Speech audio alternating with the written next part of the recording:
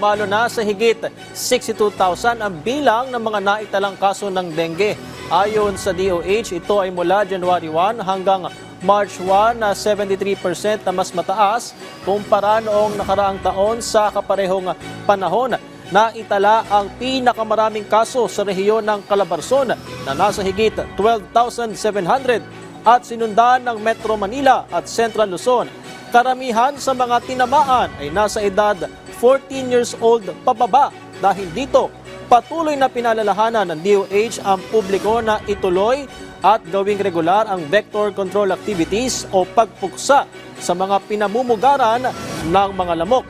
Sulitin daw ang panahon ngayon na gawin ang mga ito lalo't posibleng tumaas pa ang mga kaso ng dengue sa panahon ng tag-ulan. Samantala, kabilang sa mga sintomas ng dengue na maaaring matingnan sa Dengue Fast Lane ay lagnat, pantal, pagsusuka, pagdurugo ng ilong o gilagid, pananakit ng tiyan, panghihina at dugo sa dumi.